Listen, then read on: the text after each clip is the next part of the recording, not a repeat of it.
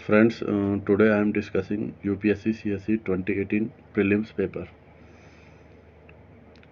So the first question is regarding Lok Sabha. अगर आप इसका थर्ड स्टेटमेंट पढ़ें, in the Lok Sabha, if a party does not have a minimum of 75 members, its leader cannot be recognized as the leader of opposition. ये actually 75 नहीं, ये होता है 10%. तो अगर तीसरा गलत है तो डी गया, सी गया, ए गया और आंसर आ गया इसका बी. इजी क्वेश्चन था. क्वेश्चन नंबर सेकंड क्वेश्चन है कि which of the following leaf modifications occur in the desert area to inhibit water loss.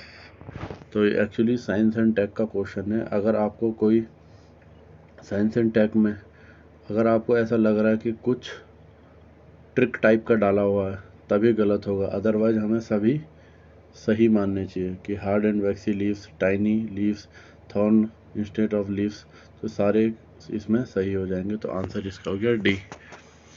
Question number third है. क्वेश्चन नंबर थर्ड में सबसे पहले हमें पढ़ना है स्टेटमेंट 2 को. स्टेटमेंट 2 क्या कह रहा है कि out of the total agricultural household in the country a little over 60% belongs to OBC. अब देखो 60% ये दे रहा है काफ़ी ज़्यादा, वो भी ओबीसी के लिए, है ना. तो अगर हम बी को यहाँ पे गलत मानते हैं तो ए गया, बी गया और डी गया. आंसर आ गया सी. अब अगर आप देखो थर्ड स्टेटमेंट भी पढ़ो. In Kerala a little over 60% of the agricultural households report to have received maximum income from sources other than agricultural activity. सही है. केरला के लोग ज़्यादातर कहाँ बाहर होते हैं, गल्फ़ कंट्रीज में होते हैं. ठीक है, तो तीसरा सही लग रहा है. पहला अगर हम पढ़ें, Rajasthan has the highest percentage share of agricultural house hold among it's rural house hold. तो जो बी स्टेटमेंट है वो ज़्यादा गलत लग रहा है. तो अगर हम इसको एलिमिनेट करें तो हमारा आंसर आ जाता है. तो आंसर आ गया हमारा सी, थर्ड का C. Now comes to question number 4. ये पूछ रहा है एनजीटी और सीपीसीबी के बारे में. पहला स्टेटमेंट देखिए, the NGT has been established by an act whereas the CPCB has been created by the executive order of the government. जब ये यूपीएससी ऐसी चीज़ें देता है ना कि इससे ये हुआ और इससे ये हुआ, तो जनरली वो गलत होता है. तो अगर हम यहाँ माने कि ज़रूर यूपीएससी ने इसको गलत किया होगा. ठीक है, दूसरा पढ़ते हैं. The NGT provides environmental justice and helps reduce the burden of the litigation in the higher courts, whereas the CPCB promote cleanness of the stream and well and aims to improve the quality of air and in the country. जी बिल्कुल सही बात कर. NGT is like a court, वो justice के बारे में बात करेगा. सीपीसीबी क्लीननेस के बारे में बात करता है.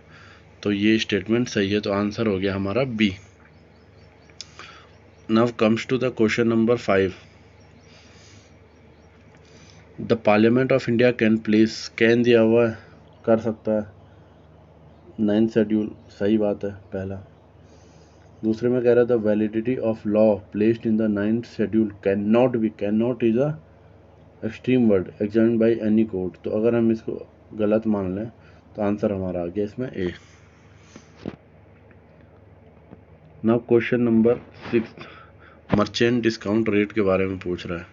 तो सबसे पहले तो हमें ये देखना है कि मर्चेंट ऑप्शन में आना चाहिए. तो इसमें भी मर्चेंट है, बी में मर्चेंट नहीं है, तो ये पहले ही एलिमिनेट हो गया.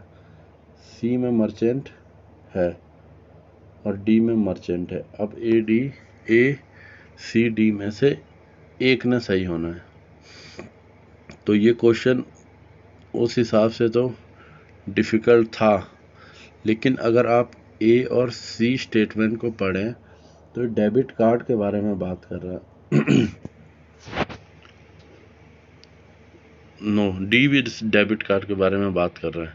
तो ये उस टाइम न्यूज़ में रहता था 2017-18 में, तो वैसे डिफ़िकल्ट क्वेश्चन था, लेकिन इसका जो आंसर ये है कि the charge is a merchant by a bank for accepting payment from its customer through the bank's debit card. तो इसका आंसर है C. Question number seventh question कह रहे हैं एनपीटी के न्यूक्लियर फायर ग्रुप के बारे में बात कर रहे हैं। पहला देखिए, it will access to the latest and more efficient nuclear technology. अगर कोई कंट्री बोल रहा कि न्यूक्लियर सप्लाई ग्रुप में आ जाता है तो क्या होगा, तो ये एक जेनरिक स्टेटमेंट लग रहा है ए। दूसरा देखो, it automatically becomes a member of the treaty on the non proliferation of the nuclear weapon. Automatically is a थोड़ा सा वैसा वर्ड है, एक्सट्रीम टाइप का वर्ड है कि अपने आप हो गया। अपने आप कुछ नहीं होता है, बी गलत है, तो इसका आंसर हो गया A. Now comes to the question number 8।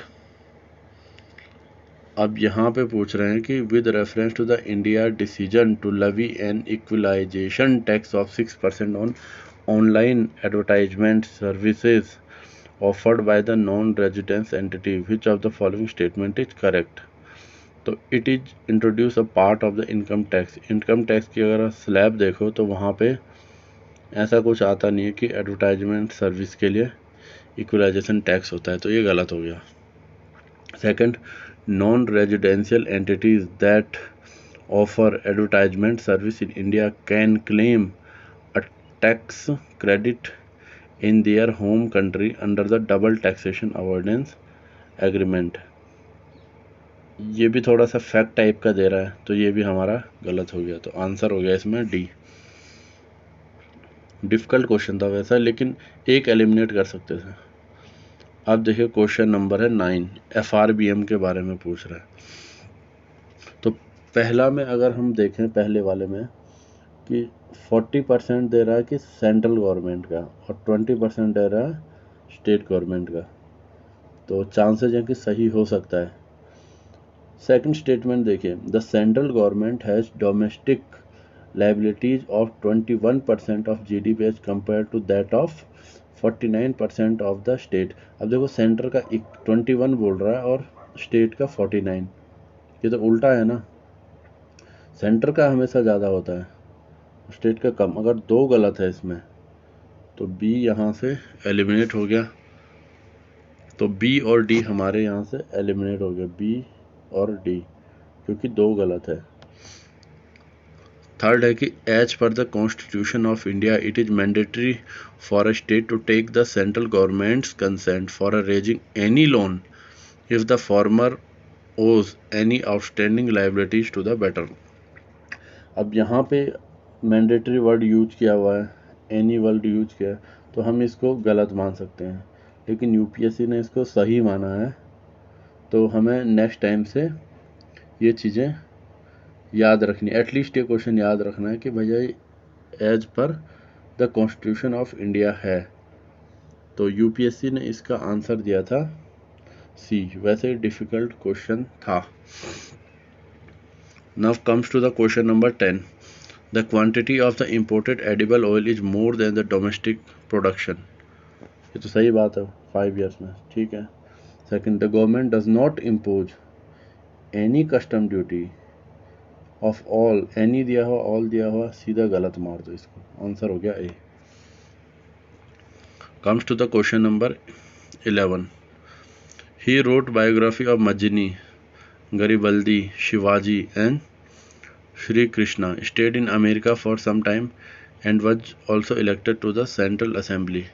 अब देखो अमेरिका में रहे थे इनमें से अरबिंदो घोष, बिपिन चंद्रपाल, लाला लाजपत राय एंड मोतीलाल नेहरू, ठीक है।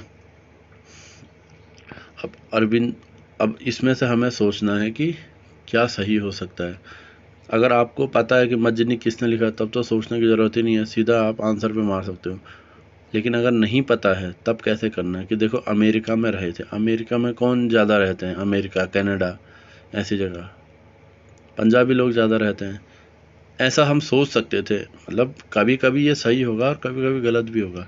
तो अगर आप अरविंदो घोष जी को यहाँ से एलिमिनेट कर देते हैं, अब देखो बिपिन चंद्र पाल और लाला लाजपत राय ये दोनों थोड़ा सा रिलेटेड हैं। क्यों? बाल पाल वाले से थोड़ा सा रिलेटेड है। ठीक, मोतीलाल नेहरू को अगर हम यहाँ से एलिमिनेट कर देते हैं तो बाल पाल में से हम एक को चुन सकते थे। अब देखो लाला लाजपत राय पंजाबी हैं तो इनके ज़्यादा चांसेज हैं कि अमेरिका जाने के, तो हम ऐसे सोच के इस पे सी कर सकते थे और ये हमारा सही होता ना। क्वेश्चन नंबर 12, आधार कार्ड पे हर साल क्वेश्चन आते हैं, ऑलमोस्ट हर साल। Aadhaar card can be used as the proof of citizenship, ये गलत है, नहीं है proof of citizenship. Aadhaar card के पीछे लिखा हुआ है once issued Aadhaar card can not be deactivate और omitted by the issuing authority, ये भी गलत है। अगर किसी की डेथ हो गई और उनके परिवार वाले उसका आधार कार्ड बंद करना चाहते हैं, है ना, तो कर सकते हैं, क्यों नहीं कर सकते हैं। तो आंसर हो गया D. Now comes to the question number 13 question में पूछ रहा है कि which of the following has shrunk immensely dried up in the recent past due to the human activity. ऐसी चीज़ों में क्या करना है कि ऑप्शन देखना है। अगर ऑप्शन में ऐसा लिखा हुआ 1 ओनली, 2 ओनली, 2 3 1 3, तो हमें इसमें सिंगल वाले पे ज़्यादा जाना चाहिए, है ना। अब देखो ब्लैक सी तो हमें याद रहता है, ठीक है, ब्लैक सी हमें याद रहता है। अब हमने कुछ ऐसा सुना नहीं था कि मतलब 2018 का करंट अफेयर्स में कि इमेंशनली ड्राइड अप हो रहा है। ठीक, तो सबसे पहले तो हम ये सोच सकते हैं कि जो ऑप्शन दिया है 1 ओनली, 2 ओनली, इनमें से एक होना है। जनरली रहता है, ऑल द टाइम ये सही नहीं होगा लेकिन जनरली होगा। तो अगर ये हम यहाँ से 50-50 कर सकते हैं, या तो अरल सी होगा या तो ब्लैक सी होगा। ब्लैक सी हम इतना पढ़ते हैं तो उसमें तो कुछ ऐसा आया नहीं कि वो श्रंक हो रहा है इमेंशनली, तो सी भी अगर गलत माने तो हम इसमें अरल सी पे जा सकते थे। अब rule of law index is released by which of the following. अब देखो लॉ की बात कर रहा है, तो लॉ की बात अगर कर रहा है तो इसमें या तो बी आएगा कोर्ट और या डी आएगा जस्टिस, तो हम इसमें सीधा ए और सी को एलिमिनेट कर देंगे। अब देखो रूल ऑफ लॉ इंडेक्स, अब इंटरनेशनल कोर्ट ऑफ जस्टिस और वर्ल्ड जस्टिस प्रोजेक्ट, इनमें से हमें ये चीज़ चुननी थी कि जो ज़्यादा चीज़ों को कैप्चर कर रहा है ना। वर्ल्ड जस्टिस प्रोजेक्ट, कभी आपने सुना है कि हाई कोर्ट ने कोई क्या रिलीज़ किया है कोई चीज़? जनरली नहीं देखते हम ये लोग, तो हम इसमें वर्ल्ड जस्टिस प्रोजेक्ट की तरफ बढ़ सकते थे। और वर्ल्ड जस्टिस जो है वो थोड़ा सा बड़ा एम्बिट इसका हमें दिख रहा है, तो हम इसमें डी की तरफ बढ़ सकते हैं। तो इसका आंसर था डी, 14 का D. Now comes to the question number 15, which of the following links all the ATMs in India. एक फैक्चुअल क्वेश्चन था, ठीक है, और इसको हमें याद रखना कि NPCI ये सब करता है, तो इसमें आंसर हो गया सी। ये आता है तो आता है, नहीं आता तो नहीं आता है। Now comes to the question number 16। पहला देखो, capital adequacy ratio is the amount that banks have to maintain in the form of their own fund to offset any loss and makes incur of the account holder fail to repay dues। ये एक generic type का statement लग रहा है capital adequacy ratio के बारे में। Second देखो कि car is decided by each individual bank, अगर ईच इंडिविजुअल बैंक इसको डिसाइड करेगा तो RBI क्या करेगा फिर, है ना। तो बी अगर इसमें गलत हो गया तो इसका आंसर है ए।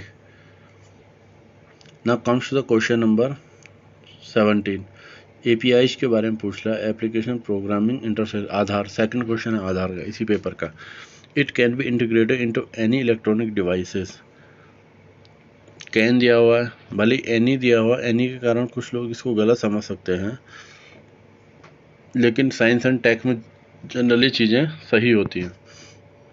B, online authentication using iris is possible, ये भी सही है, तो इसका आंसर हो गया सी। तो अब क्वेश्चन नंबर है 18 क्वेश्चन इजी क्वेश्चन था कि रिसेंटली मतलब 2017 और 18 के टाइम पे in which of the following country have lacks of people either suffered from severe famine, और ये सब चल रहा था उस टाइम पे, कहाँ पे, यमन एंड साउथ सूडान, तो इसका आंसर हो गया डी। क्वेश्चन नंबर है 19। क्वेश्चन नंबर 19 देखो, regarding the Wood's dispatch which of the following statement are true. अगर आप इसमें थर्ड स्टेटमेंट पढ़ेंगे कि English is medium of instruction at all level, all is a extreme word, all level of education recommended, अगर हम इसको गलत मान लें तो डी हमारा गया, सी हमारा गया, बी हमारा गया और ए यहाँ पे आंसर हो गया। पहला दूसरा स्टेटमेंट भी अगर आप पढ़ोगे तो ये थोड़ा सा जेनरिक स्टेटमेंट लग रहा है, और तीसरा तो गलत है ही। Now comes to the question number 20। Question पढ़ के तो लग रहा है कि बहुत टफ क्वेश्चन है, लेकिन अगर आप इसमें इस चीज़ को पकड़ लेते कि house whether the power to make regarding regulation rules सब रूल्स के बारे में बात कर रहे हैं। अब ऑप्शन में देखो सब कहाँ पे आ रहा है, तो अगर देखेंगे आप बी में committee on the subordinate legislation, तो ऐसे करके आप इसको सोच सकते थे। वैसे डिफिकल्ट क्वेश्चन था, पर ऐसे अगर कोई इसे सोचता तो इसको बना सकता था। अब क्वेश्चन नंबर 21 है, आरटीई के बारे में पूछ रहा है, राइट टू एजुकेशन। तो इसमें देखिए स्टेटमेंट 1 पढ़िए, एज पर the right to education act, to be eligible for appointment as a teachers in a state, a person would be required to possess the minimum qualification led by the concerned state council। अब देखो यहाँ पे state council के बारे में पूछ रहा है, दूसरे में पढ़ोगे तो वहाँ पे नेशनल काउंसिल के बारे में बात कर रहा है, तो ये दोनों ही कॉन्ट्राडिक्ट है, या तो ए आएगा या बी आएगा, तो 1 2 तो आ नहीं सकता है, तो ए स्टेटमेंट हमारा यहाँ से एलिमिनेट हो जाता है। थर्ड देखो कि more than 90% of the teacher education institution are directly under the state government, फिर से 90% is a huge numbers, huge percentage, तो ये जनरली हमें इसको गलत मानना चाहिए। तो तीसरा गलत है, पहला गलत है, तो आंसर इसका हो गया बी। अब देखो क्वेश्चन नंबर 22 में अगर हम रूल से चलते हैं कि अगर पेयरिंग वाला क्वेश्चन है और 3 दिया है, या तो 3 सही होंगे या फिर 1 सही होगा, लेकिन इसमें 3 वाला ऑप्शन ही नहीं है ना, इसमें 3 वाला ऑप्शन नहीं है, लेकिन और हम ए या सी की तरफ इसमें बढ़ सकते थे, लेकिन फिर ये हमारा गलत हो जाता। अब देखें, पहला था कि चापचर कुट फेस्टिवल, दूसरा है कि खंगजोम, हिंदी में पढ़ते हैं इसको, खंगजोम परबा गाथा गीत, थर्ड है कि थांगटा नृत्य। ठीक है, अब इसको मैं कैसे याद करूँगा, कैसे मैंने इसको याद किया हुआ था कि देखो चपचार है, चार, तो अगर आप नॉर्थ ईस्ट में अरुणाचल प्रदेश से लेते हो स्टेट्स, सबसे पहले आता है ऊपर अरुणाचल प्रदेश, ठीक है, फिर आता है इस साइड को नागालैंड, फिर आता है मणिपुर, और फिर आता है मिजोरम। तो मिजोरम है चौथे नंबर पे, 1 2 3 4, तो मैं इसको ऐसे याद करता कि 4 है तो मिजोरम ये सही है, तो स्टेटमेंट 1 इज करेक्ट, तो डी और सी एलिमिनेट हो गया। बी देखो कि खोंगोजम परबा बालड, तो ये जिसको याद है वही बना सकता है, अदरवाइज ये डिफ़िकल्ट हो जाता है, तो ये मणिपुर का ही है, और थांगटा जो है वो सिक्किम का नहीं, ये भी मणिपुर का है, तो इसका आंसर आ जाएगा B. Now comes to the question number 23 question बोल रहा है, इसमें आप सेकंड स्टेटमेंट पढ़िए पहले कि FSSAI is under the charge of director general of health service. जहाँ भी आपको मिनिस्ट्री वगैरह दिखे उसको जनरली गलत ही मान लो। दूसरा गलत है, ये गलत हो गया, अब ये गलत हो गया। स्टेटमेंट 1 पढ़े। The food safety and standard act 2006 replace the prevention of food adulteration act of 1954। इसको यूपीएससी ने सही माना है, तो आंसर इसका हो गया ए। तो ये चीज़ हम याद रख सकते हैं क्योंकि क्वेश्चन रिपीट होते हैं, ऑप्शन भी रिपीट होते हैं। Question number 24, two state solution. Two state solution ये उस टाइम पे करंट अफेयर था, इजराइल और पैलेस्टीन के बीच चलता था, तो इसका आंसर हो गया B. Comes to the question number 25, national food security act 2013 के बारे में पूछ रहा है। तो अगर आप इसका थर्ड स्टेटमेंट पढ़ो कि the pregnant women and lactating mothers are entitled to take home ration of 1600 calorie. Data दिया है, जहाँ डेटा होता है वो जनरली गलत होता है। तीसरा गलत है, ये गलत, ये गलत। अब देखिए दूसरा सही है दोनों स्टेटमेंट में, दोनों ऑप्शन में। पहला पढ़ते हैं, the families coming under the category of the BPL only are eligible. Only दिया हुआ, ओनली भी गलत होते हैं, तो ए भी गलत हो गया।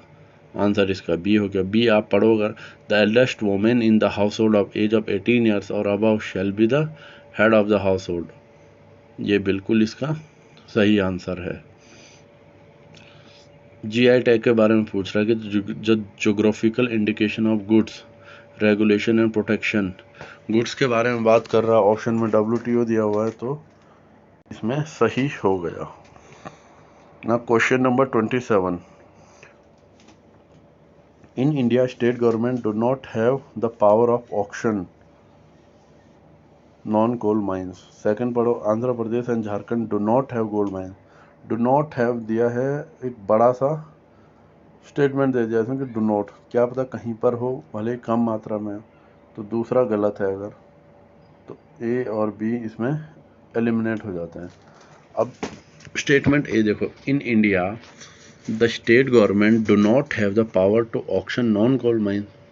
डू नॉट दिया हुआ है, डू नॉट, और वैसे भी स्टेट गवर्नमेंट के पास पावर क्यों नहीं होगी नॉन कोल माइन को ऑक्शन करने के लिए, है ना। तो ये भी गलत हो गया, आंसर हो गया डी। अगर ऑप्शन ऐसा दिया है 1 ओनली, 2 ओनली, 3 ओनली, तो जनरली सिंगल वाला सही होता है।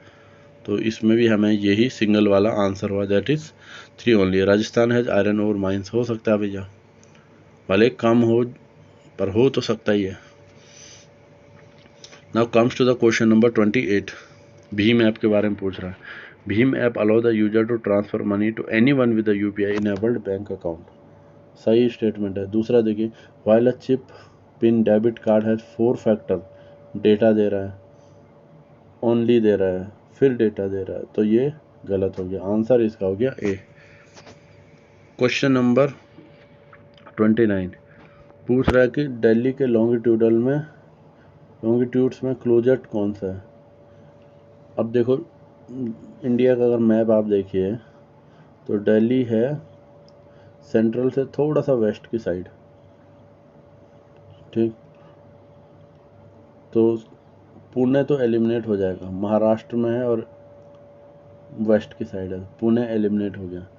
नागपुर सेंटर में है, हैदराबाद भी हम थोड़ा सोच सकते हैं कि तेलंगाना में है, तो थोड़ा सा दिल्ली से दूर को है। अब देखो नागपुर और बेंगलोर में हमें इसके बारे में सोचना था।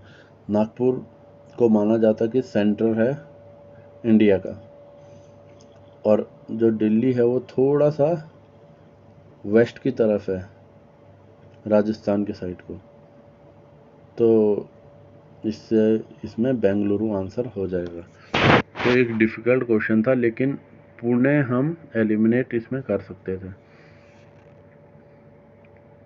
Now comes to the question number 30,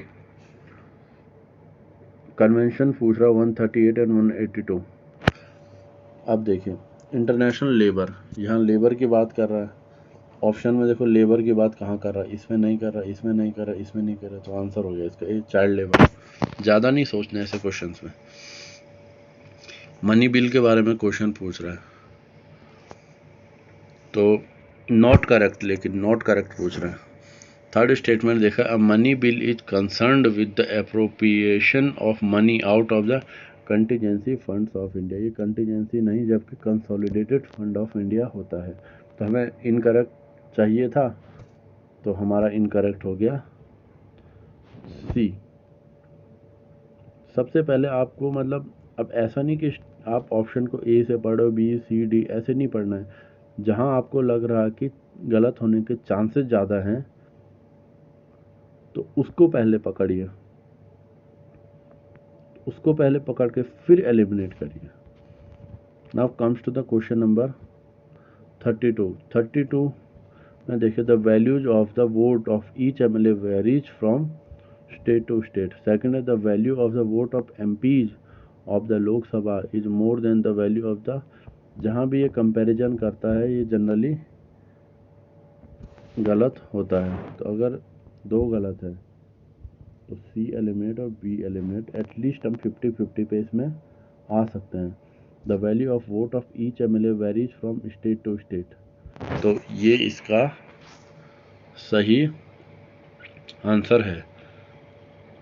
at least 50-50 तो हम कर सकते थे कि जहाँ कंपैरिजन करता है यूपीएससी क्वेश्चंस में वो जनरली गलत होता है। तो बी एलिमिनेट हो गया, स्टेटमेंट 2 गलत हो गया, तो उससे दो ऑप्शन आपके एलिमिनेट हो जाते हैं। फिर आपको ए और डी में खेलना पड़ता है। Now comes to the question number 33। अब देखो IAEA के बारे में पूछ रहा है, तो ऑप्शन में भी IAEA आना चाहिए। तो यहाँ NSG आ गया, यहाँ NSG आ गया, तो दोनों गलत हो गए। अब ए और बी में सोचना कि क्या सही होगा। The civilian nuclear reactor come under IAEA, the military nuclear installation come under the IAEA। Military जो चीज़ है वो जनरली इन चीज़ों से अलग रहती है, उनका सब सिस्टम ही अलग होता है, ठीक है। तो इसमें हम इसलिए मिलिट्री को भी एलिमिनेट कर सकते थे और सिविलियन वाले ऑप्शन को सही मान लेते। अब देखो क्वेश्चन नंबर 34 भी इजी क्वेश्चन था। ये पूछ रहा कि free trade partner of ASEAN कौन है। तो सबसे पहले तो आसियान जो है, ठीक है, एशिया के पास है। अब हमें एलिमिनेट देखो कैसे करना है इसमें। कनाडा बहुत दूर है आसियान से, इसको एलिमिनेट कर सकते हैं। USA भी बहुत दूर है आसियान से। तो अगर हम 2 और 5 को एलिमिनेट कर दें तो ये एलिमिनेट हो गया, ये भी एलिमिनेट हो गया, सॉरी 2 और 6 को, ये भी एलिमिनेट हो गया। तो सीधा आंसर आ गया इसका C. Australia, China, India, Japan, these are near by the ASEAN. तो आंसर हो गया C. Comes to the question number 35। गास्का के बारे में पूछ रहा है, ठीक है। तो क्वेश्चन नंबर है ये 35। स्टेटमेंट 1 देखिए, गास्का is the outcome of the climate summit held in Paris in 2015। Paris agreement जो था 2015 का बहुत फेमस था, तो इसमें गास्का वगैरह कुछ आया नहीं था। तो 1 एलिमिनेट है, 1 एलिमिनेट है और डी भी एलिमिनेट है। दूसरा सही है। थर्ड देखिए, India was signatory in the creation of the गास्का। इंडिया सिग्नेचरी अगर होता तो हमें इसका थोड़ा बहुत आइडिया होता, ठीक है। और जब भी जनरली यूपीएससी क्वेश्चन में देखा गया कि जब भी ऐसा देता है कि इंडिया वॉज सिग्नेचरी, तो जनरली वो गलत होता है, तो ये भी गलत है। दूसरा देखिए, member of the कास्का does not create any binding. सही बात है, जहाँ भी आपको बाइंडिंग दिखे कि बाइंडिंग होता है वो जनरली गलत होता है, लेकिन यहाँ पे लिखा है does not create any binding, तो ये ऑप्शन का सही है। तो आंसर हो गया इसका बी।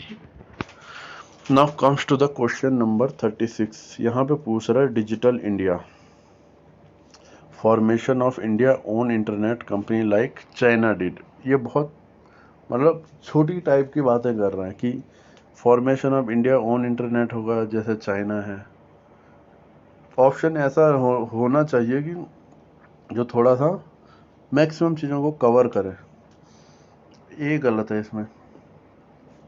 तीसरा सही, दूसरा स्टेटमेंट पढ़ते हैं। establish a policy framework to encourage overseas multinational corporation that collect big data to build their large data center within our national geographical boundaries। अब भैया गवर्नमेंट ऐसा क्यों चाहेगी कि जो हमारा डेटा है वो मल्टीनेशनल कंपनियां स्टोर करे? गवर्नमेंट ऐसा क्यों चाहेगी? ठीक है, तो ये इसका गलत हो गया। और तीसरा देखो, connect many of our village to the internet and bring wifi to many of our schools, public places and major tourist centres. ये एक बहुत ही जेनरिक स्टेटमेंट लग रहा है और ये इसका करेक्ट आंसर है। Comes to the question number 37। 37 में हमें पेयर्स करने हैं। पेयर्स में 4 में या तो 4 सही होते हैं या फिर 2 सही होता है। 4 इसमें है नहीं, 2 2 के दिए हैं सारे सेट। अब देखिए इसमें हमें सबसे सही ऑप्शन कौन सा लग रहा है स्टेटमेंट? मज़ार शरीफ अफ़गानिस्तान। मज़ार शरीफ देखो उर्दू टाइप के नाम है और अफ़गानिस्तान से, तो अगर हम 4 को सही मानते हैं तो 2 तो हमारे एलिमिनेट हो गए, ए और सी, मज़ार शरीफ के कारण। अब देखिए, अब या तो 1 और 4 आंसर होगा या फिर 3 और 4 आंसर होगा। तो अलेप्पो है सीरिया में, ये चीज़ हमें याद रखनी है। ठीक है, वहाँ सिविलियन वॉर चलती है, इसीलिए अलेप्पो न्यूज़ में रहता है। तो इसका आंसर जो हो गया 37 का वो हो गया B. Question number 38। In federation establish by the government of India act of 1935 residuary power were taken to the. ये क्वेश्चन लक्ष्मीकांत से आया हुआ है यहाँ पे कि residuary power were given to the viceroy. इसमें वॉइस रॉय नहीं लिखा है लेकिन गवर्नर जनरल लिखा है। तो बुक वाले क्वेश्चन तो गलत कर दे ही नहीं है, जो स्ट्रेट फॉरवर्ड है। इसका आंसर हो गया B. Comes to the question number 39. The Speaker of the Legislative Assembly shall vacate his/her office if he/she ceases to be member of the assembly। सही बात है। सेकेंड है, whenever the legislative assembly is dissolved, the speaker shall vacate his/her office immediately। Immediately is also a, मतलब immediately ऐसा लिखना is a wrong thing। तो दूसरा इसमें गलत हो गया, तो इसका आंसर हो गया ए। ऑटोमेटिकली, इमीडिएटली, ये जनरली रॉन्ग होते हैं यूपीएससी के क्वेश्चन पेपर में। अब लिबर्टी पे क्वेश्चन, ये हर साल 2-3 साल तक आए क्वेश्चन लिबर्टी पे कि लिबर्टी क्या है। तो अगर आप इसका स्टेटमेंट बी पढ़िए कि if there are no laws there is no liberty, तो चारों में ये सबसे ज़्यादा सही लगता है। Question number 41। No criminal proceeding shall be institute against the governor of a state in any court. सही बात है, जो प्रेसिडेंट और गवर्नर है ये इनमें बहुत सारे एक्सेप्शंस होते हैं।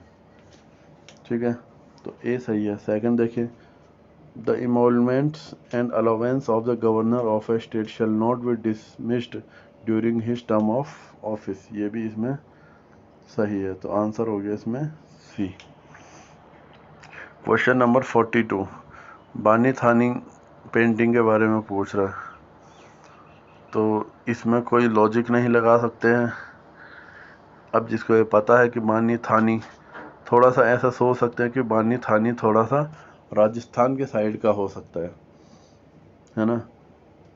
तो इसमें से हम कांगड़ा तो हटा देते हैं और फिर बूंदी, जयपुर और किशनगढ़ में से एक पे मारना पड़ता।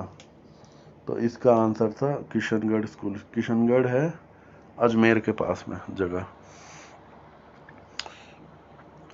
Terminal higher altitude area defense थाड़ के बारे में पूछ रहे हैं। 2017-18 में ये न्यूज़ में रहता था और ये था an American anti missile system. आप इसमें ऐसे भी सोच सकते हैं कि जो स्टेटमेंट बी और जो ऑप्शन बी और सी है ये बात कर रहे हैं एंटी मिसाइल्स की, तो इन दोनों में से एक ने सही होना है। तो ए और डी को तो हम एलिमिनेट इसमें डायरेक्टली कर सकते थे, और बी सी में से एक पे हम गैस कर सकते थे। वैसे ये बहुत न्यूज़ में रहता था उस टाइम, तो इसका आंसर हो गया C. Now comes to the question number 44। इसमें देखो, सबसे पहले आप थर्ड स्टेटमेंट को पढ़िए। अन्नमाचार्य एंड त्यागराजा व कंटेम्प्रेरी, जहाँ भी कंटेम्प्रेरी हो ये जनरली गलत होते हैं। तीसरा अगर हमने गलत कर लिया, ये गलत ये गलत, तो डायरेक्टली हमारा आंसर आ जाता है।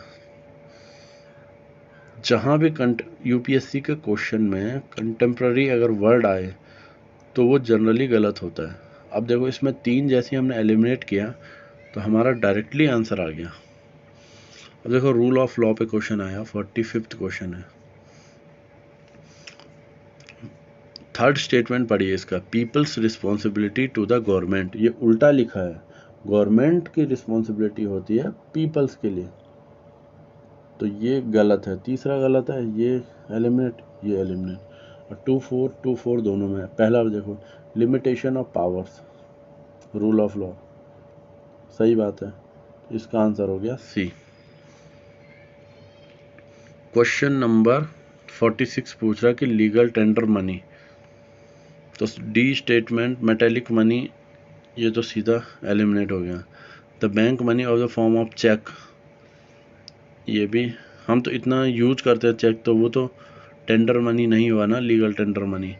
अब ए और बी देखो आप।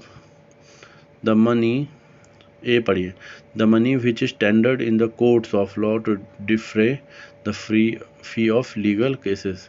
बी पढ़िए, the money which creditor is under compulsion to accept in settlement of his claim.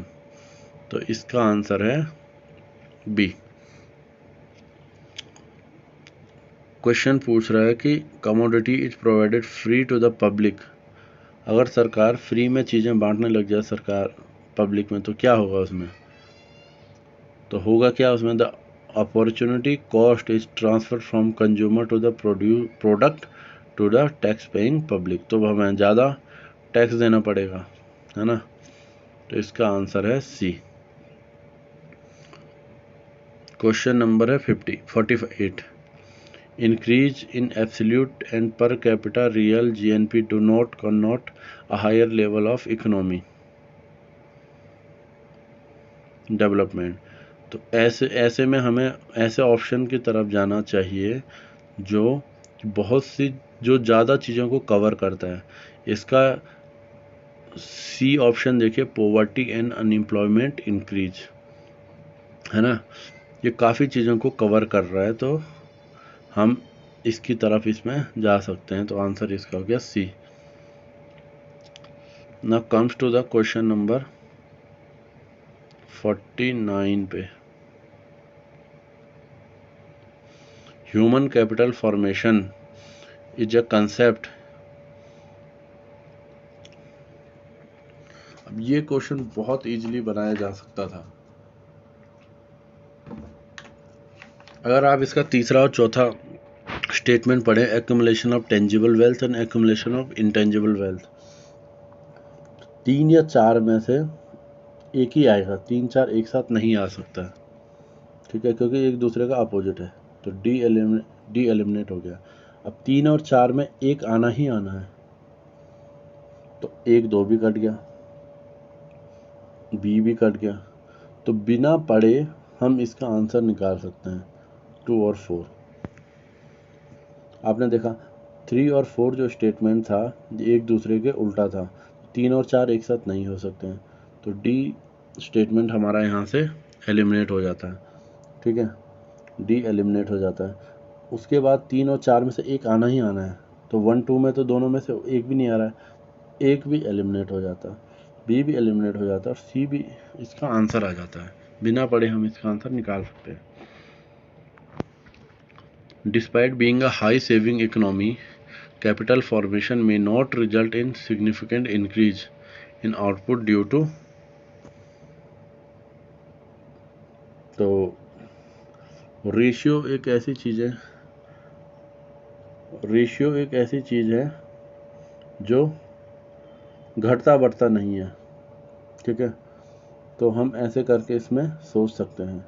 इसका आंसर था हाई कैपिटल आउटपुट रेशियो। तो 50 का हो गया इसमें D.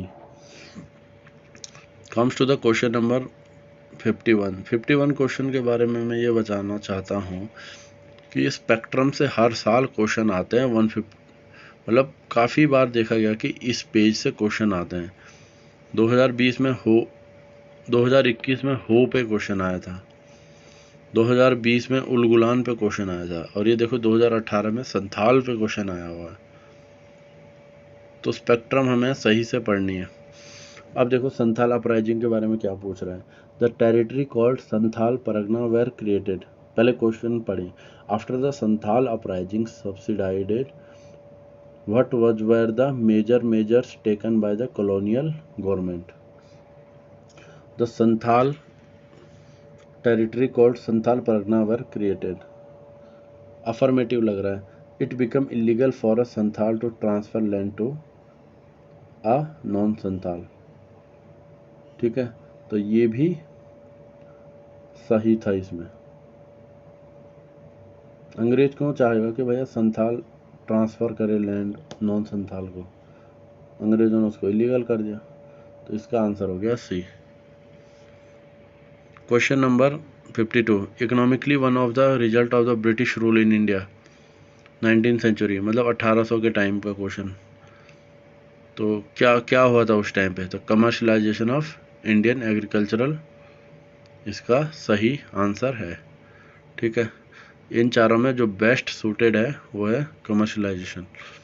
Now comes to the 53rd question. Article 3, मतलब जब प्रेसिडेंट रूल लगता है आर्टिकल 356, तब क्या होता है स्टेट में? तो होता क्या है? स्टेटमेंट बी, ऑप्शन बी पढ़िए। The power of the legislature of that state shall be exercisable by the under the authority of the parliament. ये इसका बिल्कुल सही आंसर है। ये जो तैयारी करते हैं उनको याद रहता है। Question number 54। अब देखो 54 में क्या है, या तो 3 सही होंगे या फिर 1 सही होगा, या तो 3 सही होंगे या फिर 1 सही होगा। इसमें Puthukkuli shawl Tamil Nadu, Puthukkuli South Indian name है ना, और वहाँ पे तमिलनाडु में हमें ऐसा लगता है कि पूरी गर्मी गर्मी है, लेकिन वहाँ पे भी ऐसी जगह हैं जो काफ़ी हाइट पे हैं, ठीक है। तो मे भी वहाँ यूज होते होंगे शॉल्स। तो अब भी ठीक है। उपड्डा जमदानी साड़ी जनरली लोगों को याद रहता है कि या तो ये आंध्र प्रदेश का होता है या फिर ये वेस्ट बंगाल का होता है, ठीक है। तो अगर हम 3 को गलत इसमें मानते हैं तो 1 only and 1 and 2 only. Puthukkuli shawl South Indian name लगता है, तमिलनाडु में है, ठीक है। अगर हम ए को सही माने तो हम ए और बी पे इसमें आ गए हैं। बी है कि सुजनी एम्ब्रॉयडरी महाराष्ट्र। अब ये जिसको पता है कि यहाँ का नहीं है वो इसको सही कर लेगा, लेकिन हम इसमें 50-50 जा सकते थे क्योंकि जमदानी साड़ी कर्नाटका की नहीं है, ठीक है। तो इसका आंसर था ए। और अगर हम इसमें लॉजिक से चलते कि 3 में से तो 3 सही है, फिर ए और सी पे इसमें पहुंच सकते थे। Question number 55 is a very easy question. GPS के बारे में पूछ रहे हैं कि जीपीएस को कहाँ कहाँ यूज कर सकते हैं। Mobile phone, banking operation, controlling power grid, सब साइंस एंड टेक में एप्लीकेशन बेस्ड में सब सही होते हैं। आंसर हो गया डी। क्वेश्चन नंबर 56 पूछ रहा है कि the reserve bank of India manages and service government of India security but not any state government security. क्यों नहीं भैया, स्टेट में भी तो आरबीआई के रीजनल ऑफिस होते हैं। तो अगर एक गलत है तो ए और डी इसमें एलिमिनेट हो गया। तीसरा सही है, बी पढ़िए। Treasury bill are issued by the government of India and there are no treasury bill issued by the state government. जो इकोनॉमी सही से पढ़ता है उन्हें ये याद रहता है, ठीक है। अगर आप इसमें लॉजिक से चलते तो इसमें गलत कर सकते थे कि दूसरा गलत है। लेकिन ट्रेजरी बिल को याद रखना है कि स्टेट गवर्नमेंट के लिए इशू नहीं कर सकते हैं। तो इसका आंसर है सी। क्वेश्चन नंबर 57, ये भी इजी क्वेश्चन था। क्वेश्चन देखो, the earth magnetic field has received every few hundred reversed every few 100,000 years. क्यों नहीं हो सकता भाई? हो सकता है। बी देखिए, when the earth was created more than 4,000 million years ago there was 54% oxygen. Data दिया हुआ है, और वैसे भी ये कौन नापेगा उस टाइम कि भैया 54% ऑक्सीजन था और कार्बन नहीं था? तो ये तो बहुत ही गलत स्टेटमेंट लग रहा है। तो दो अगर गलत है तो डी और बी इसमें एलिमिनेट हो गया। थर्ड देखो, when living organism originated they modified the early atmosphere of the earth. इसमें देखो कोई डेटा नहीं दिया है, ठीक, और कुछ ऐसे हार्ड स्टेटमेंट नहीं दिए हुए हैं, वर्ड नहीं दिया हुआ, एक्सट्रीम वर्ड नहीं दिया है, तो ये इसका सही है। तो इसका आंसर हो गया सी। अब देखो क्वेश्चन नंबर 56 करंट अफेयर्स का क्वेश्चन था। वाना क्राई पेटा एटर्नल ब्लू, ये सब थे साइबर अटैक्स के। ये करंट अफेयर्स है और बहुत इजी क्वेश्चन था उस टाइम का। Question number 59, conservation agricultural assume significant which of the following under the conversion of agricultural. 5 कितने दिए इसमें? 5 स्टेटमेंट दिए हुए हैं। 5 स्टेटमेंट में जनरली 3 स्टेटमेंट सही होते हैं, या तो 5 सही होते हैं या फिर 3 सही होते हैं। तो 4 वाले तो दोनों एलिमिनेट कर दो। अब 1 3 4 और 2 4 5, 4 सही है क्योंकि दोनों में ही है, ठीक है। अब बी देखो, अडॉप्टिंग मिनिमम टिलेज, ये तो एग्रीकल्चरल के लिए अच्छा होता ही है कि मिनिमम टिलेज। तो दूसरा भी अगर सही है तो हम इसमें डायरेक्टली आंसर पे आ जाते हैं कि 2 4 5 इसका आंसर है, ठीक है। तो question number 60, sixth mass extinction is often mentioned. इस क्वेश्चन में ऐसा सोचना चाहिए कि ह्यूमन कुछ गलत कर रहा है इन्वायरमेंट के लिए। तो अगर आप इसका डी ऑप्शन देखेंगे कि मैनकाइंड ओवर एक्सप्लॉयटेशन, ठीक है, exploitation, misuse of natural resource, fragmentation, loss of natural habitat, destruction of the ecosystem, pollution and global climate change. तो हम सीधा डी सोच सकते हैं कि ह्यूमन कहीं इन्वायरमेंट के साथ गड़बड़ कर रहा है, ठीक है। IRNSS, ये भी इजी क्वेश्चन था। इसका सेकंड स्टेटमेंट देखें, IRNSS cover entire India and about, पहले तो इंटायर लिख दिया इसने और फिर डेटा दे दिया, तो ये गलत है। दूसरा गलत है, ये गलत है, ये गलत है। नन जनरली आंसर नहीं होते हैं यूपीएससी में, ये भी गलत है। तो सीधा हम इसमें ए पे आ गया कि the IRNSS has 3 satellite in geostationary and 4 satellite in the geo synchronize orbit. वैसे ये गलत लग रहा है, लेकिन जो बी स्टेटमेंट है वो ज़्यादा गलत लग रहा है, ठीक। और तीसरा को पढ़ने की तो ज़रूरत ही नहीं है क्योंकि वो है ही नहीं ऑप्शंस में। Question number 62, science and tech का क्वेश्चन है, एप्लीकेशन बेस। एप्लीकेशन बेस अगर क्वेश्चन है साइंस एंड टेक का और कोई कैच नहीं है तो all of the above correct answer है डी। क्वेश्चन नंबर 63 पूछ रहा है कि जनरली मॉडिफाइड मस्टर्ड डेवलप के बारे में पूछ रहा है। इसका थर्ड स्टेटमेंट देखिए, GM mustard has been developed jointly by the IARE and Punjab agricultural university. एक फैक्ट दे रहा है, फैक्ट जनरली गलत होते हैं। तीसरा अगर इसमें आप एलिमिनेट करो तो आपका आंसर आ गया बी। आपको आगे पढ़ने की भी ज़रूरत नहीं है इसमें। क्वेश्चन नंबर 64, क्वेश्चन नंबर 64 है, साइंस एंड टेक का क्वेश्चन है, ठीक है। अब इसमें देखो 3 दिए हैं, 3 में से तो 3 सही होंगे या फिर 1 सही होगा। और ऑप्शन में भी दिए गए हैं 3 और 1, तो ए और सी तो एलिमिनेट कर दो यहाँ पे। बी ऑप्शन देखिए इसका कि ब्लॉकचेन टेक्नोलॉजी, क्रिप्टो करेंसी, ये याद रहता है लोगों को, दूसरा तो सही है।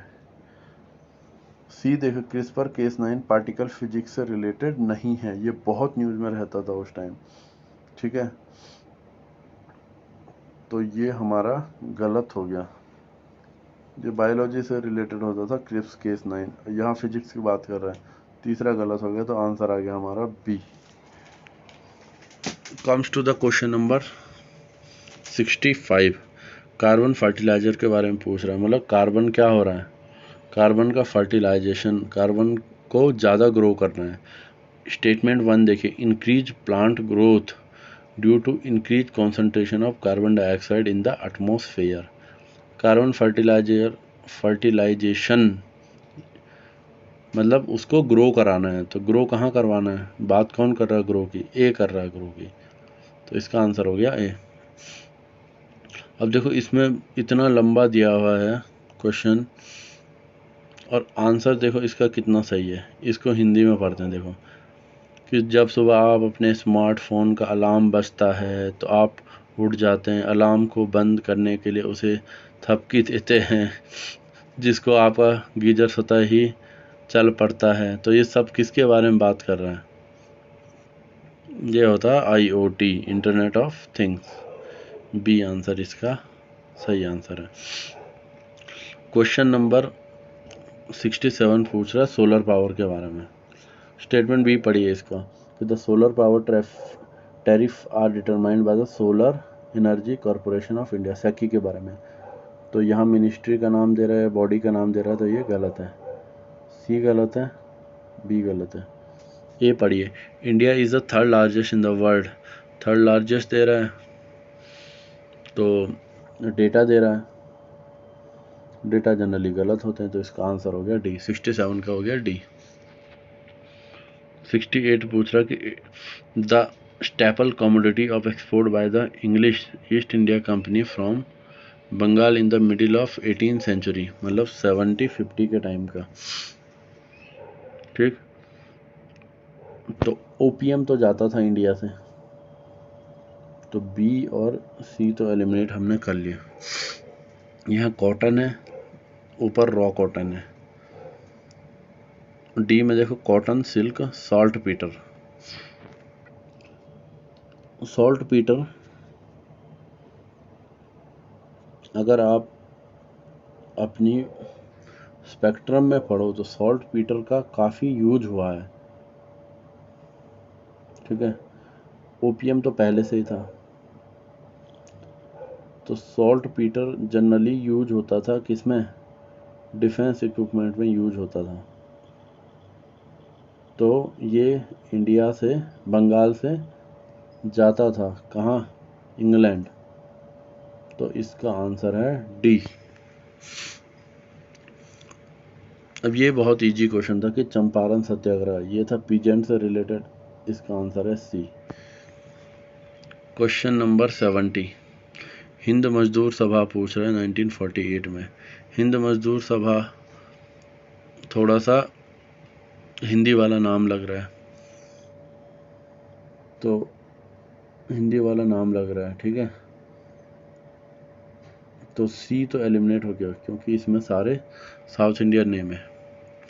एम.एन. रॉय कम्युनिस्ट थे, तो हिंद मजदूर सभा में आना उनका डिफ़िकल्ट था। अब ए और डी में हम आ चुके हैं। डी में देखो अशोक मेहता, रामानुजम एंड जी मेहता, इसमें दो नॉर्थ वाले नाम है और एक साउथ वाले नाम है। ए में देखिए जॉर्ज, केसी जॉर्ज, ये भी साउथ इंडियन नाम है।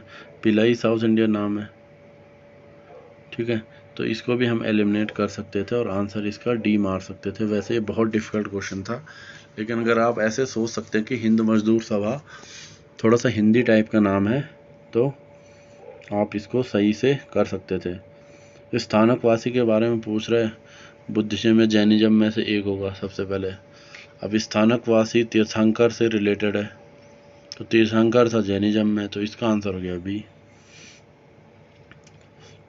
अब ये क्वेश्चन देखो कि white marble was used in making Buland Darwaza and Khanqah at Fatehpur Sikri. Red sandstone and marble were used in making Imambara and Rumi Darwaza and Lucknow. तो ये इतना डिफ़िकल्ट किसे याद होगा कि वाइट मार्बल यूज हुआ था या कि रेड सैंडस्टोन यूज हुआ था. जनरली लोगों को पता नहीं होता है और यूपीएससी ने इसका आंसर दिया डी कि दोनों ही गलत है. ठीक है. Comes to the question number 75 भी लॉजिक से बनाया जा सकता था. Which of the following foreigner traveller elaborately discussed about the diamonds and diamond mines of India. B और सी सिमिलर स्टेटमेंट है तो डी कट गया हमारा और ए भी कट गया. या तो बी सही होगा या तो सी सही होगा.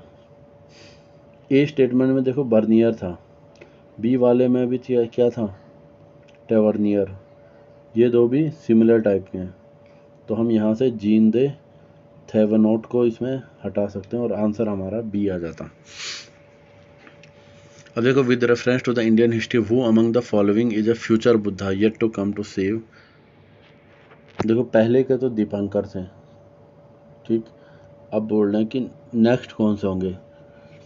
ये क्वेश्चन एक बार 90s में आया हुआ यूपीएससी में किसी ऑप्शन में मैत्रेय करके. तो ये वैसे डिफ़िकल्ट क्वेश्चन था लेकिन अगर आपने प्रीवियस ईयर्स किया होता तो शायद आप मैत्री को वहाँ पढ़ते. ठीक है. तो जो फ्यूचर बुद्धा होंगे वो कौन होंगे मैत्री. तो आंसर हो गया इसका सी. क्वेश्चन नंबर 75 पूछ रहा है कि not apply to the system of subsidiary alliance introduce by lord वैलेंसी. अब आप इसका देखिए 75 का सी देखिए to secure a fixed income for the company. B देखिए to keep India safe from Napoleonic danger. A पढ़े to maintain a large standing army at the others expense. ये तो एलिमिनेट हो गया. To establish British paramountcy over Indian state. ये question में देखो not दिया हुआ है तो ए और बी तो है तो हमें ए और डी तो है ही, हमें ये ढूंढना है कि गलत इसमें क्या होगा. तीसरा to secure a fixed income. Fixed income क्यों करेगा वो. ठीक है. Of the company. तो मतलब हम ए और डी को एटलीस्ट एलिमिनेट कर सकते थे और बी और सी में हम फंस जाते हैं. यहाँ से हमें गेस करना होता है. तो इसका आंसर दिया है C. Comes to the question number 76. English education के बारे में पूछ रहा है.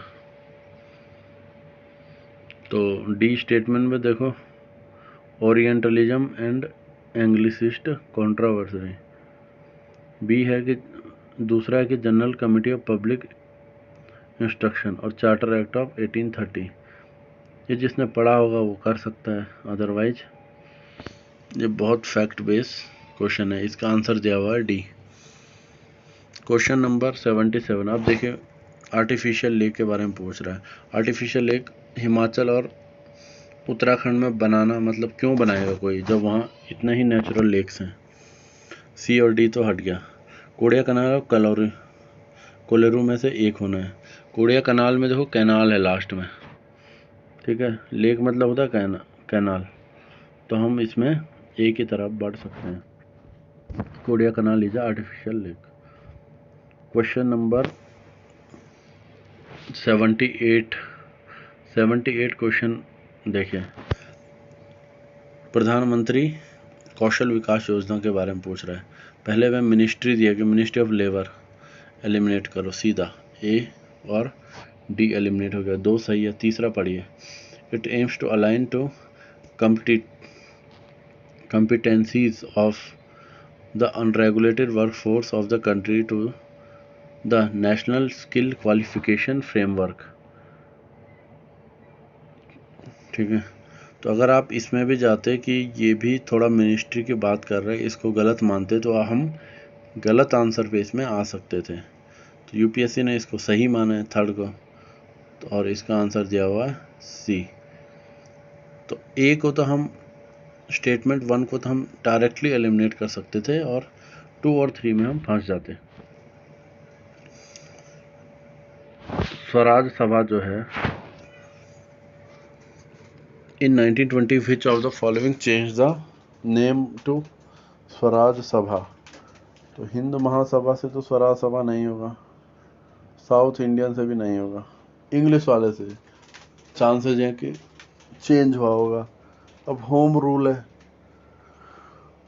All India home rule league और सर्वेंट ऑफ इंडिया सोसाइटी। अब इन दोनों में से एक होना है, तो स्वराज सभा चेंज हुआ था कहाँ से? ऑल इंडिया होम रूल से। होम थोड़ा स्वराज की तरफ इशारा दे रहा है, तो इसका आंसर हो गया ए। अब इसमें पूछ रहे हैं कि सबसे पहले क्या हुआ था। Satyendra Nath Tagore, first Indian to succeed in the Indian civil service, ये तो जनरली लोगों को याद रहता है। ठीक है, स्वामी दयानंद इस्टेब्लिश आर्य समाज, और ये भी याद रहता है, ये 75 के टाइम पे हुआ था, ये 60s के टाइम पे हुआ था। ठीक है, तो ए तो हम एलिमिनेट कर देते। बी देखो, दीन बंधु मित्रा और आनंद मठ, नील दर्पण। तो अगर नील दर्पण के बारे में हम थोड़ा सोचते कि नील दर्पण मतलब इंडिगो, इंडिगो कब हुआ था? ये काफ़ी पहले हुआ था, इंडिगो रिवॉल्यूशन ये सब। तो हम ऐसे सोच के इसमें बी मार सकते थे। वैसे डिफ़िकल्ट क्वेश्चन था, लेकिन दयानंद सरस्वती वाला हम एलिमिनेट कर सकते थे इजीली, है ना। और फिर हम आनंद मठ और नील दर्पण पे फंसते। नील दर्पण अगर हम ऐसा सोचते हैं कि this is related to the indigo, और इंडिगो वाला जो सीन हुआ था काफ़ी पहले हुआ था, तो हम इसमें बी मार सकते हैं आंसर। क्वेश्चन नंबर 81 के बारे में, which of the following is are possible consequences of heavy sand mining? Pollution of ground water, सही बात है, दूसरा सही है, ये गया ये गया। लोअरिंग ऑफ वाटर टेबल, ये भी सही है। अब decrease the salinity in the water, decrease नहीं बल्कि इंक्रीज होगी इसमें, तो इसका आंसर हो गया बी। 81 का आंसर है B. Question number 82, agricultural soil के बारे में पूछ रहा है। Soil does not play any role, any दिया हुआ, ये गलत होगा, दूसरा गलत, ये एलिमिनेट, ये एलिमिनेट। अब देखिए 82 में ए पढ़िए, a high content of organic matter in soil drastically reduce. जहाँ भी ड्रेस्टिकली होता है वो जनरली गलत होता है यूपीएससी के क्वेश्चंस में, तो ए गलत हो गया, आंसर हो गया बी। ये बहुत इजी क्वेश्चन था। Partnership for action on the green economy page के बारे में पूछ रहा है, यूएन मैकेनिज्म है। तो सबसे पहले यूएन तो आपका ऑप्शन में भी रहना चाहिए, तो ये एलिमिनेट हो गया और ये एलिमिनेट हो गया। यूएन किस किस में है? बी और सी में है। ठीक है, अब देखो, the United Nation conference of sustainable development 2012 Rio de Janeiro, C है कि UNFCCC जो पेरिस में हुआ था। ठीक, तो ये UNFCCC जो क्लाइमेट चेंज जो पेरिस में हुआ था, ये बहुत बड़ी चीज़ थी, तो उसमें पेज नहीं आया था। ठीक है, जब भी कभी ये ग्रीन इकोनॉमी इनके बारे में आता है तो हमेशा हमें रियो डी जेनेरो की तरफ जाना चाहिए, जो कि ब्राज़ील में है। तो बी इसमें आंसर आ गया। कैसे करना था? यूएन दिया है क्वेश्चन में, तो सबसे पहले आंसर में ढूंढूं कि यूएन होना चाहिए, तो ए और डी एलिमिनेट हो जाता, बी और सी में यूएन मेंशन्ड है। अब बी और सी में से हमें सोचना पड़ेगा कि कौन सा इसमें से ज़्यादा सही है। तो इसका आंसर था B. Question number 84 3D printing के बारे में पूछ रहा है, एप्लीकेशन पूछ रहा है। एप्लीकेशन अगर आपको कोई ट्रिक वगैरह नहीं दिख रहा है तो ऑल ऑफ द अबव को मार देना चाहिए, तो इसका आंसर हो गया डी। क्वेश्चन नंबर 85, ये भी इजी क्वेश्चन था। दूसरा स्टेटमेंट देखिए, Barren island lies about 140 kilometre, data दिया हुआ है, गलत, और डायरेक्शन भी दिया हुआ है, दूसरा गलत है, ये एलिमिनेट हो गया दूसरा। तीसरा देखिए, the last time the Barren island volcano erupted was in 1991, actually 2011-12 के टाइम पे बैरन आइलैंड वॉल्केनो इरप्ट हुआ था, इसीलिए, ठीक है। तो और वैसे भी डेटा दिया हुआ है, ये भी गलत हो जाता। ए पढ़िए, Barren island volcano is an active volcano located in the Indian territory, ये अंडमान की साइड में है, तो इसका आंसर हो गया ए। क्वेश्चन नंबर 86, प्रोस्पियस जुलीफोरा के बारे में पूछ रहा है, ठीक है। तो पहला देखो कॉस्मेटिक के बारे में पूछ रहा है, दूसरा बायोडाइवर्सिटी के बारे में पूछ रहा है, तीसरा पेस्टिसाइड के बारे में। जो चीज़ें ज़्यादा कवर करती है हमेशा उसकी तरफ जाना चाहिए। अब बायोडाइवर्सिटी जो है वो ज़्यादा चीज़ों को कवर कर रही है, cosmetic is a small thing, pesticide भी हो सकता है लेकिन बायोडाइवर्सिटी उससे भी ज़्यादा चीज़ों को ले रहा है, ठीक है। तो इसका आंसर है B. None of the above generally हमें नहीं लगाना चाहिए, तो 86 का आंसर हो गया बी। क्वेश्चन नंबर 87 देखिए, most of the world's coral reef are in the tropical water, सही बात है। More than 1/3 of the world coral reef are located in the territory of the Australia, Indonesian, Philippines. 1/3 दिया मतलब 33%, इतना तो हो ही सकता है। ऑस्ट्रेलिया में तो है ही कोरल रीफ, ठीक है। इंडोनेशिया, फिलीपींस, दूसरा तो सही है। थर्ड देखिए, coral reef host far more number of animal phyla than those hosted by tropical rain forest. Coral reef जो है वो काफ़ी अच्छा इकोसिस्टम माना जाता है, तो ट्रॉपिकल रेन फॉरेस्ट से भी अच्छा होगा वो, ठीक है। तो 87 का आ गया डी।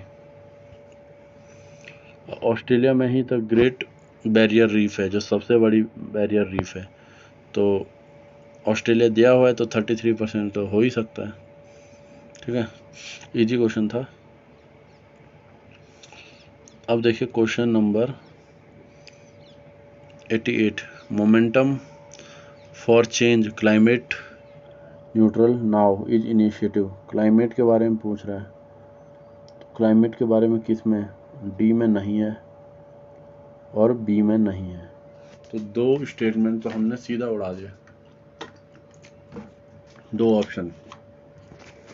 पहले देखो, the intergovernmental panel on climate change, C है द UNFCCC। तो UNFCCC ज़्यादा चीज़ों को कैप्चर करता है, तो हमेशा हमें उनकी तरफ को जाना चाहिए, तो इसका आंसर है सी, ठीक है। क्वेश्चन नंबर है 89। अब ये थोड़ा सा ट्रिकी क्वेश्चन है। थर्ड वाला देखिए इसमें कि फोर्ट विलियम कॉलेज आर्थर वेल्से, ठीक है, ये गलत था। ये भी वेल्से नहीं किया था लेकिन वो दूसरे वेल्से थे, आर्थर वेल्से नहीं थे, तीसरा गलत हो गया। 1, 2 और 2 only. Sanskrit college in Banaras William Jones ने नहीं बनाया था। कलकत्ता मदरसा वॉरेन हेस्टिंग ने बनाया था, आंसर बी। इसमें हमें ऐसे सोचना कि 3 में से तो 3 सही होगा या फिर 1 सही होगा, ठीक है। तो एक वाले ऑप्शन है या तो बी या तो डी, तो अगर हमें गैस भी करना है तो बी और डी में से एक को गैस करना है, ठीक। और तीसरा fort William college Arthur Wellesley ने नहीं बनाया है, तो हम इसको एलिमिनेट कर सकते हैं। अब 90 जो क्वेश्चन है, कैटालोनिया स्पेन, ये क्वेश्चन फिर यूपीएससी ने रिपीट किया 2021 में, वहाँ भी इन्होंने कैटालोनिया दिया था इटली को। ठीक है, तो यूपीएससी में ऑप्शन रिपीट होते हैं। कैटालोनिया इटली, तो यहाँ पे ये गलत था क्योंकि कैटालोनिया है कहाँ पे, स्पेन में। तो अगर ये हमें पता है कि कैटालोनिया है स्पेन में, ठीक है, तो 2 तो हमारे कट गए, डी और बी। ठीक है, अब 4 है, 4 में से जनरली 2 सही होते हैं या फिर 4 सही होते हैं, 4 वाला ऑप्शन नहीं है, तो 2 वाला कौन सा है, 1 एंड 3, तो इसका आंसर हो गया 3। Question number 91, air India was nationalise, ये करीब 1950s के टाइम पे हुई थी, 52 के टाइम पे या 53 के टाइम पे, ठीक है। और state Bank of India, imperial bank में, इंपीरियल से स्टेट बैंक, ये 1955 के टाइम पे हुआ था। तो 3 पहले आना है, 2 बाद में आना है, तो ये तो कट गया, 3 के बाद 2 आना है ना। Goa become part of the independence, ये 1960s में हुआ था। तो 3 4 2 तो पता चल गया, 3 के बाद 4, 3 के बाद 2 फिर 4, 3 के बाद 2 फिर 4, सी भी इसमें एलिमिनेट हो गया, ठीक है। 3 2, अब हम बी और डी में से हमें एक गेस करना था, ठीक है। तो यूपीएससी ने इसका आंसर दिया है कि इसका आंसर है बी, कि पहले एयर इंडिया नेशनलाइज हुआ, फिर एसबीआई, फिर first democratic elected communist party, और लास्ट में Goa become the part of the independent India. Question number 92 भी बहुत इजी क्वेश्चन है कि राइट टू प्राइवेसी, ये है आर्टिकल 21 के पार्ट 3 में, तो इसमें ज़्यादा सोचना नहीं है, सी आंसर। क्वेश्चन नंबर 93, 7 दिए हैं, तो जनरली 5 सही होने चाहिए थे, ठीक है। ऐसा सोचते तो ये क्वेश्चन गलत हो जाता हमारा, ठीक है। तो cabinet committee on economic affairs has announce the MSP. अब देखो एमएसपी कॉफ़ी पे क्यों लगाएगा कोई, एमएसपी कॉफ़ी पे लगना इज अ बिग थिंग, नहीं लगता है जनरली। तो तीसरा गलत है, ये गलत है, ये गलत है, ये गलत है, तो बी आंसर है। अरियन नट, सुपारी, सुपारी पे भी एमएसपी नहीं लगता है जनरली, तो ये भी गलत है, तो आंसर आ गया बी। पखवी वाइल्ड लाइफ सेंचुरी, अगर कुछ पता नहीं चला तो नॉर्थ ईस्ट में अरुणाचल प्रदेश पे मार देना चाहिए। और वैसे भी हमें याद रखना चाहिए कि sanctuary, national parks, tiger reserve, ये चीज़ें हमें याद रखनी चाहिए। अब देखिए क्वेश्चन नंबर है 95। 95 में थर्ड स्टेटमेंट पढ़िए। डेटा देखो दिया है कि 4 स्टेज है, फिर थर्ड स्टेज में ऐसा होगा, फिर सेकंड, फिर फोर्थ, तो इसमें इसको गलत करने के चांस ज़्यादा हैं। तीसरा गलत है, ये गलत और ये गलत, ठीक है। अब 1 ओनली या फिर 1 2 2 में देखिए आप, satellite launched by PSLV appear to remain permanently fixed in the same position in the sky as viewed from a particular location of the earth, ये भी गलत है क्योंकि इसके ऑप्शन देखिए आप कैसे दिए हुए हैं। इसके ऑप्शन अगर आप देखेंगे, है ना, कि 1 ओनली, 3 ओनली, तो इनमें जनरली क्या होगा कि या तो 1 सही होगा या 3 सही होगा। 3 हमारा पहले ही गलत हो चुका है क्योंकि डेटा दिया हुआ है, तो 1 की तरफ हमारा ज़्यादा रहेगा कि 1 ज़्यादा सही हो सकता है ना। दूसरा भी इसमें गलत था, ये परमानेंटली फिक्स्ड नहीं है, ठीक, तो इसका आंसर है ए। 96 में देखिए आप, public sector bank in India consider the following, capital infusion into public sector banks bye the government of India है स्टीडली इंक्रीज, जहाँ स्टीडली आए गलत है, ये गलत हो गया, ये गलत हो गया। To put the public sector banks in order to merger of associates bank with the parent State Bank of India has been affected, generic लग रहा है, तो आंसर हो गया बी। क्वेश्चन नंबर 97 कि जीएसटी से एग्जेम्प्ट कौन सा होगा।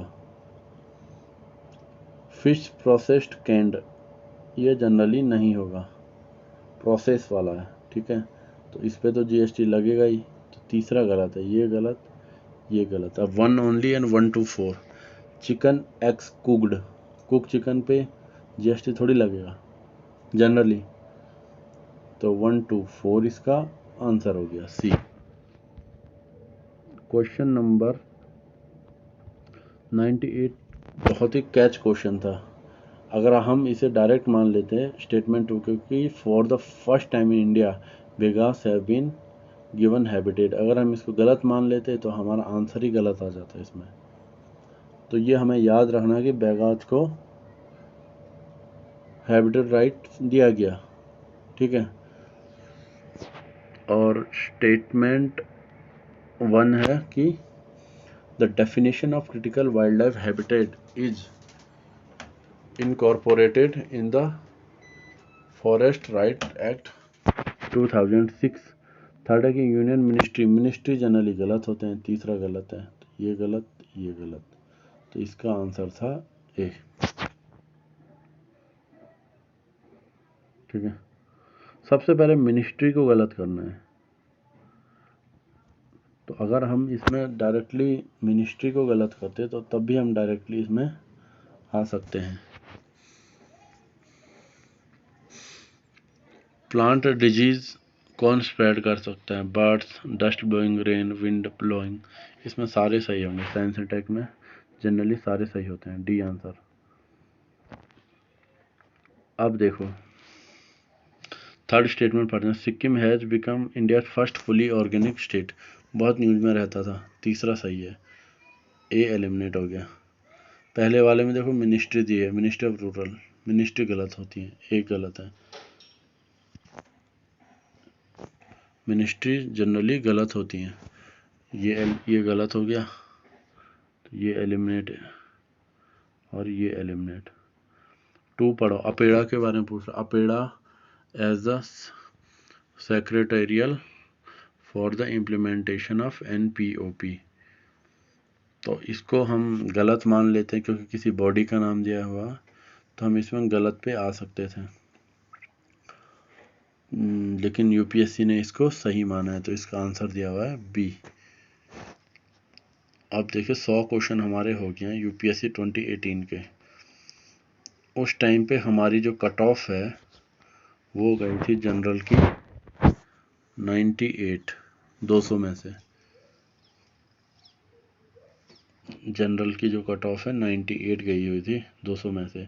तो पेपर था डिफ़िकल्ट, लेकिन हम अगर उसमें सही से रूल लगाते हैं तो प्रीलिम्स निकाल सकते थे। तो ये था यूपीएससी 2018।